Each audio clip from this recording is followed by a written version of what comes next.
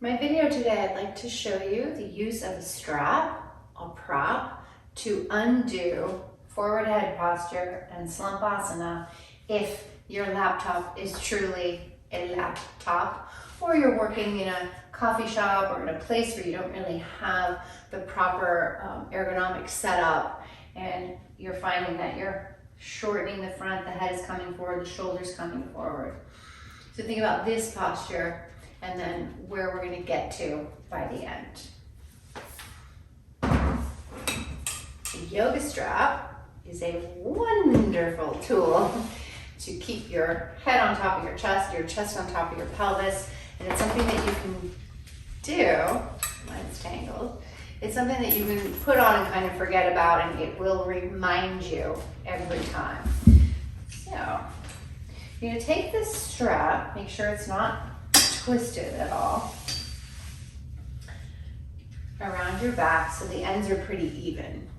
Then you're going to throw same side over that shoulder, same side over that shoulder. The strap will then cross behind you. And so if you're of a certain age and you remember the commercials in the 70s of the Cross Your Heart bra, where they showed the model of it crossing it, lifted and separated, but that was happening in the front. This is crossing behind you. And then you bring it around to the front and you fasten it. Now I love these yoga straps that have the buckle because you're not fussing with the double D rings and it's a long time, it takes a lot to just adjust it. This one you can just pull it through. And so you want it to be taut enough that you feel this part of the strap is helping to lift the sternum and move the collarbones out to their own sides. And after a couple breaths,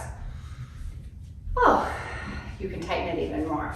And what this will help is to keep the arm bone hanging at the side of the body out of the shoulder socket. And again, you might not want to work here for a long time, but you want to undo where you started.